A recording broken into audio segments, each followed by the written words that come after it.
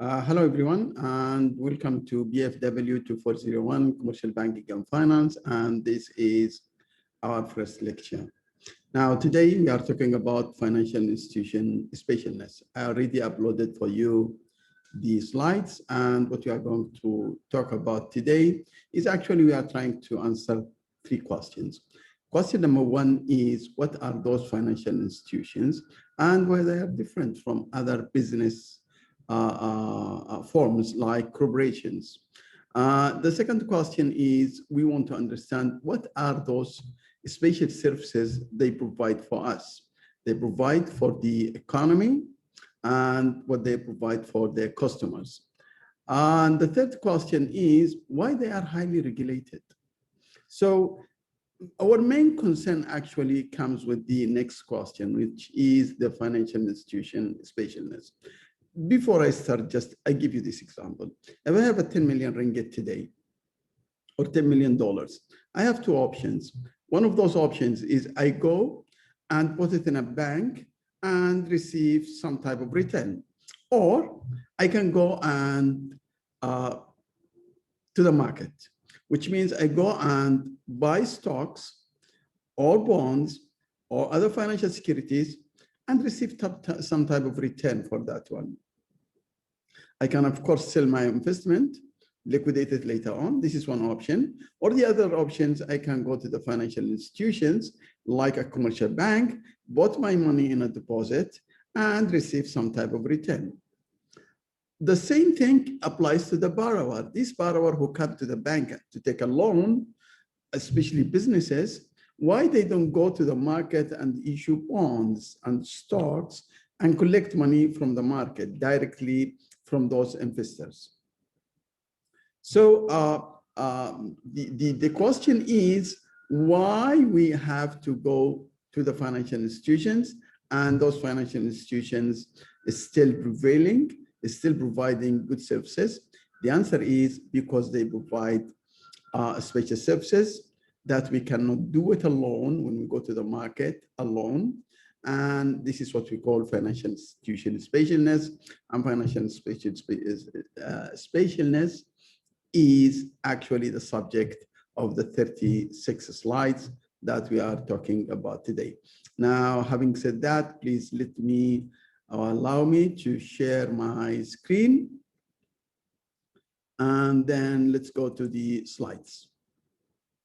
So this is my slides. Let me go to the objective of the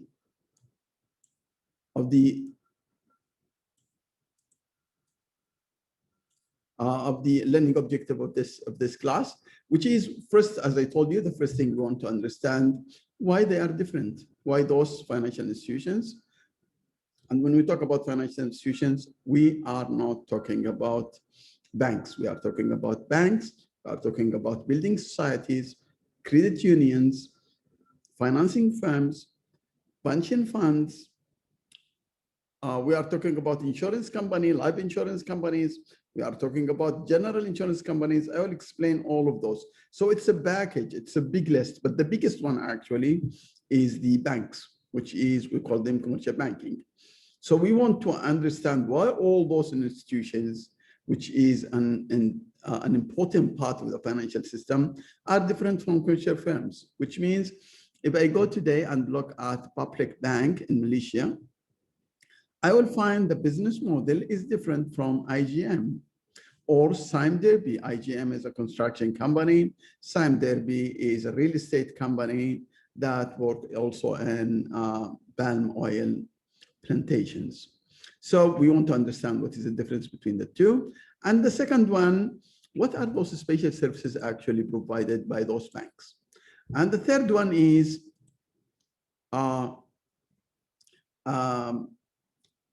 why this specialness, why those services they're providing are actually resulting in what we call regulations, why the regulators are very, very concerned about the operations of the banks. They always, under the surveillance of the regulators. They want to know what they are doing. They need regular reporting. They need monthly and sometimes quarterly reporting. But if you have a corporations, maybe you provide your annual financial statements. So this is why regulators come and becomes very, very important part of the operations of financial institutions. And the third one, and then we want to understand if we have a regulations and those financial institutions are subject to regulations, that regulations actually is impacting the efficiency in which they operate. So actually, there is what we call net regulatory burden.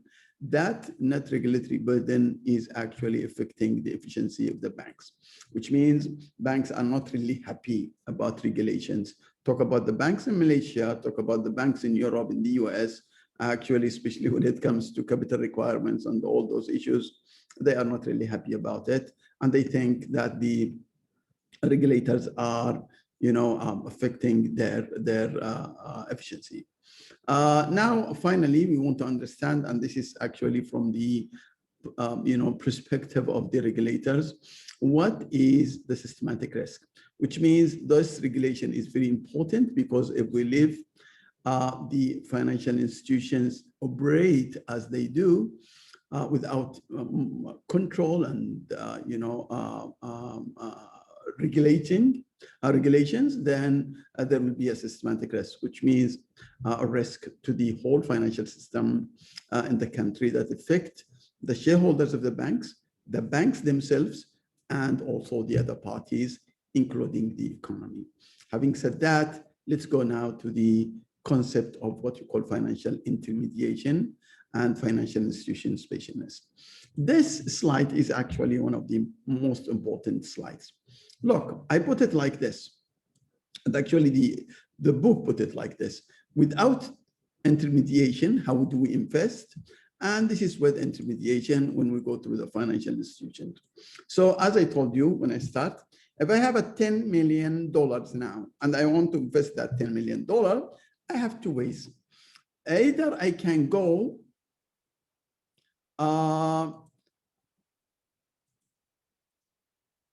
and say I can bring my money here and give it to the corporations, which means I can call my broker as an individual investor, whether I am a local investor or international investor.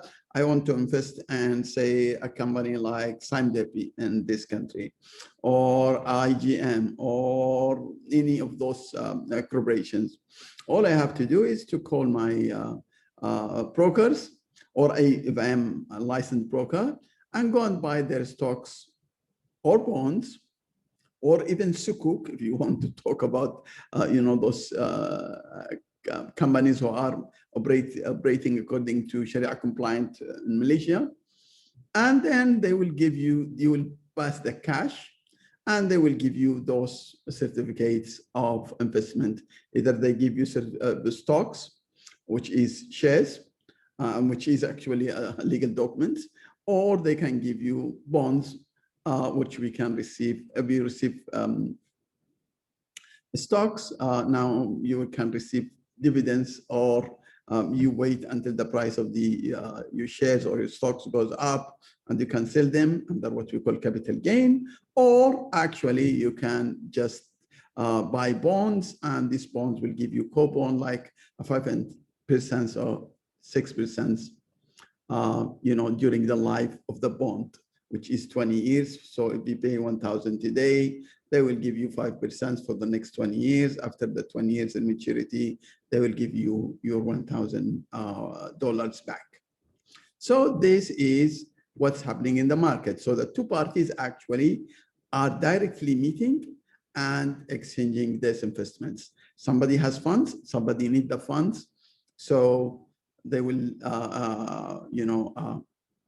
so this funds, the sector that has a surplus funds, which is the household, will send the money to the sector that needs the funds, or they have a deficit of funds, and then they will give them certificates for that, and then Of course, they would retain their principal plus some type of return. Now, if we are talking about this, we can also talk now about this is what's happening without intermediation, without the financial institutions, which we don't care about it. Now, here, if we want to do that, we have to go through someone here, which means I have to go through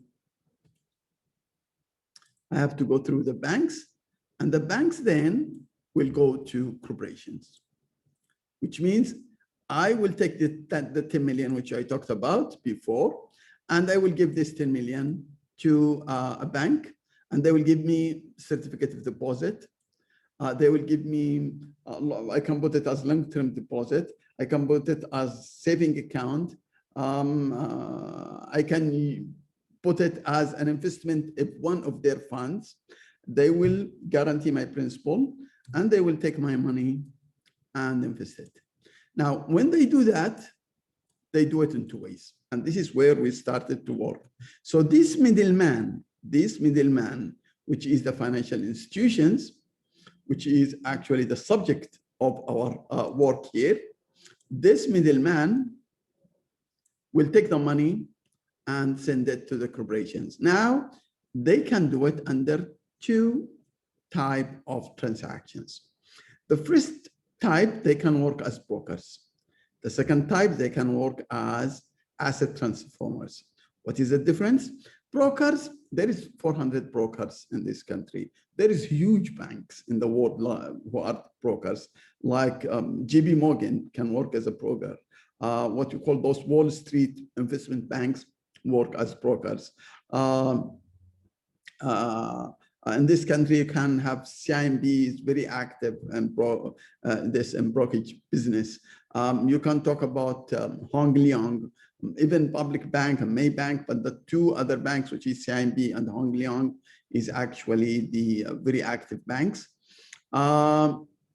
So what's happening now is they will buy, if they are brokers, they will buy stocks and bonds. For example, you have a 10 billion, they go and buy from, as I could tell you, Sanderby, some either their bonds or either shares like equities, and then they will pass it to you and they will take a fee. It's over. But they can also do asset transformation, which means they will take your money and they will go and buy like those equities and bonds, and they will keep them with you, and they will give you a certificate of, so you deposited your money in the bank now as a deposit, and they will give you a certificate of deposit, say long-term deposit for 270 days. They will take that money and they will go and invest it in equity and debt. Of course, you know that they are investing it. They are not keeping it in the bank. They can invest it in equities and bonds and some other type of financial securities, and then they will give you a return. Or they can actually take it and invest it in some type of fund. They still also give you a certificate from their own fund, not from, so they have a fund inside the bank that buy all those type of financial securities, and they will tell you, you are investing in our fund. And this is what actually most Malaysian banks are doing. So you enjoy the returns of the equities and debt issued outside in the corporations. So instead of going here directly, you are going through them. So you can go through them as a broker, or as I told you, you can go through them as a transformer. Now, another concept I want you to understand, these securities, the equity and debt, they will give you equity and debt, some type of securities. We call it primary securities. Now, the securities that issues to us from the financial institutions, like this deposits and the insurance policies, this we call it secondary securities.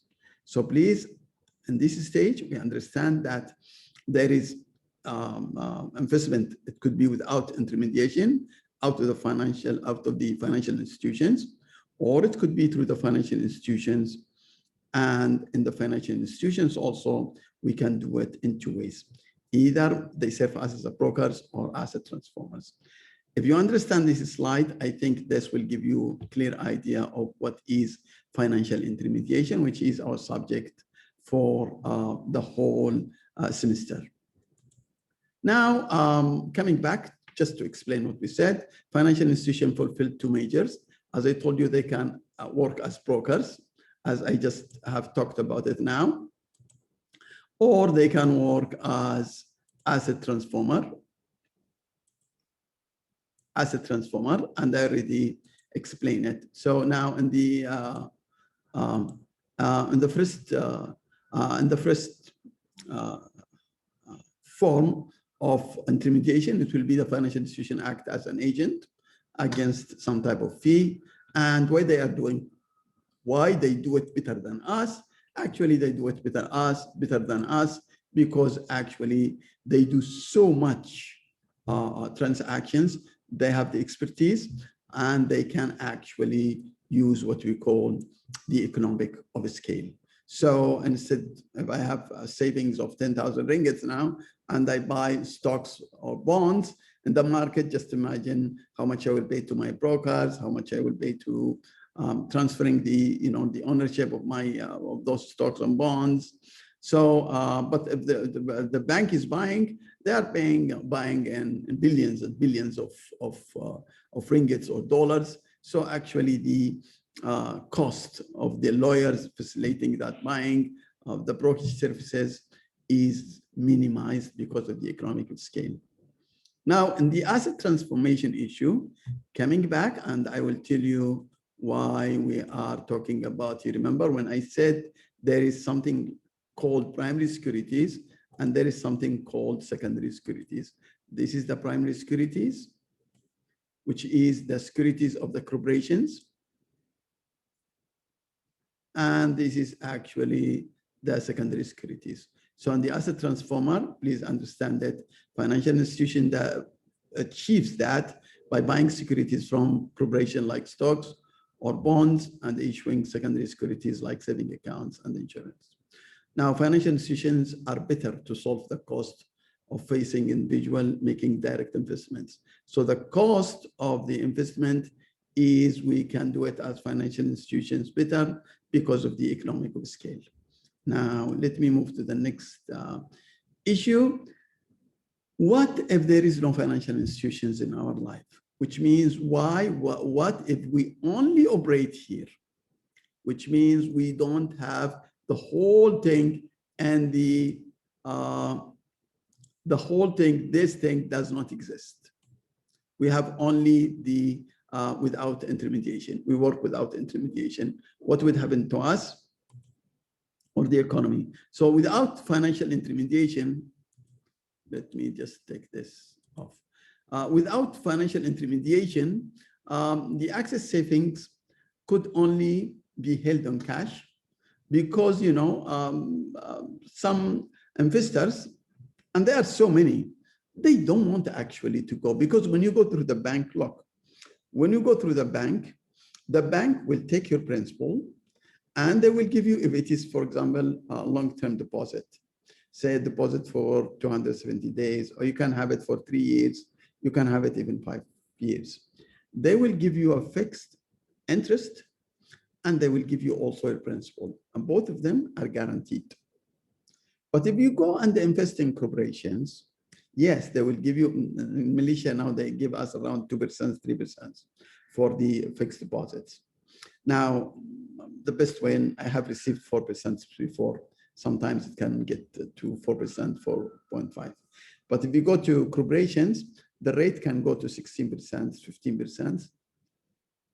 But they don't guarantee your principal and they don't guarantee your interest. Yes, you can go up to 23, but you can lose your investments. So some people or some investors, actually those who are not very experienced in the financial market, they don't like that. And there are so many. So in this case, they would prefer to hold their money as cash. If there is no bank who will hold it for me and guarantee at least my principal, I don't want to give it to someone else who will tell me tomorrow that I lost. I just want to keep my principal. And if this is happening, of course, that will mitigate the flow of the funds between the deficit sector, between the surplus sector and the deficit sector. So that will lead to our money can be held in cash. The money in the economy will be held in cash, or they can be invested, as I told you, in corporate securities. Therefore, the flow of funds between household savers and corporation is likely to flow if some hold savers decide is likely to be low if some of us actually decide to hold this in cash. So later, this is one problem. The other problem is when I invest my money in the bank, I just go and sleep. I don't do anything. But when it is in corporations, you will be a shareholder or a debt holder. Now, if you are a shareholder or debt holder, you have to monitor how the corporation is using the money. Only financial, what we call institutional investors, huge investing institutions can do that. Me and you as individuals or small investors, actually, or naive investors, actually, we cannot do that monitoring. We cannot impact the corporation how and using the money. So there is always this problem of the corporations will take advantage of those minorities or the shareholders and misuse the funds if there is no monitoring. So if I know that I will give my money and at the same time I have no voice, actually no heard voice and directing the corporations, I can attend the meeting, the general meeting, shareholders, I can talk, but actually I still within this minority. So actually I don't have that impact and monitoring over the corporation. So this is another problem.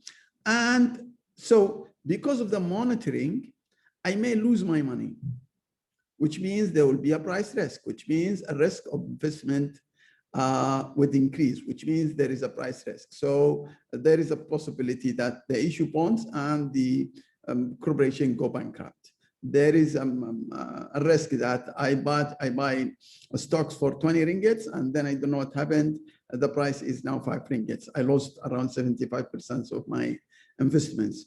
So because of the monitoring and because of the price risk, we can see without, if there is, and this is what's happening when there is no intermediation, no financial institutions inside, maybe some of the money will be held in cash and the flow will be low. Now somebody would say, okay, what if it is financial institutions? I will tell you now, but even without intermediation, the financial systems in so many countries have been developed, which means now if I'm going to, if Petronas, which is this oil company, Petronas for international students, if we have a lot of international students in our cohort, is one of the biggest, it is actually the largest oil company in this country. They do exploration, whatever. If today they issue bonds for 500 million ringgit, say, and they want to take that money and go and invest it. For example, they go and explore for oil in Africa, say Nigeria or Sudan. This is where they operate, and so in some of those countries. Now, actually, when I'm not talking about Petronas as Petronas, but you can talk about any corporation.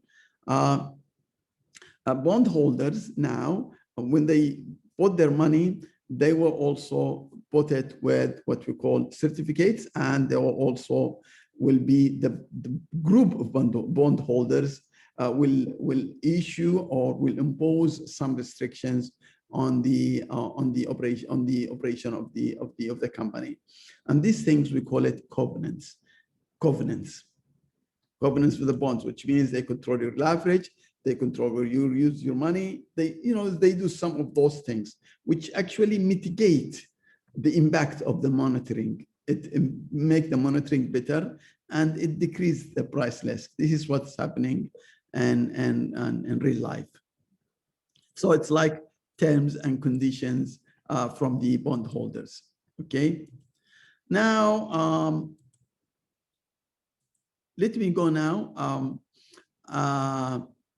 So because of this monitoring and price risk, household might find direct investment in corporate securities unattractive because of the three things I told you: the monitoring, the price risk, but there is one thing more here, and I want you to be aware of it: liquidity. See, just imagine now you put this 10 million in the bank. In the bank, your principal is guaranteed. Your interest is guaranteed. It's not that much, but it is guaranteed, which means now I don't have to monitor because I don't need to. And there is no price risk. My principal at least will come back actually with a return. There is something else. What if I decide now, if I'm an investment company or if I'm an individual and I wanted to withdraw my money just as of today? They will give you back at least your principal. So in this country, for example, and so many countries, if you have what we call a fixed deposit, we put 10 million, for example, for 270 days.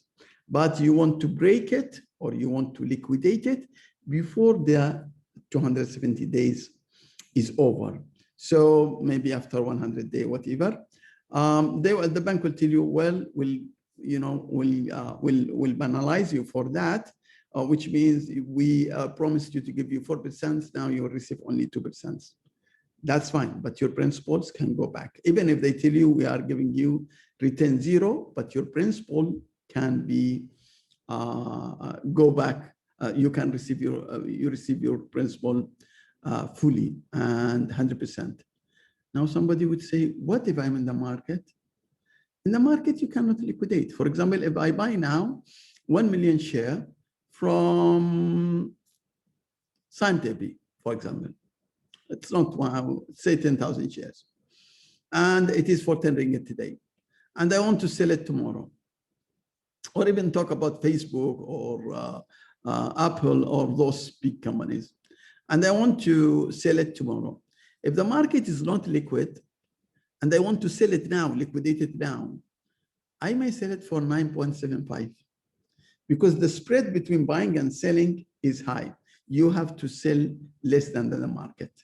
And the more illiquid the market, like the Malaysian market or those the following markets, the more is the spread between the buying and the selling. So actually, there is a liquidity risk because if you want to liquidate, it may take you some time and then you will lose some of the market value of your shares. So this is 3 important issues I want you to be aware of. And this is what actually mitigate us to encourage us as small investors to invest in banks and financial institutions and not in the market. Somebody would say, but everybody is investing in the market. Yes, I agree with you.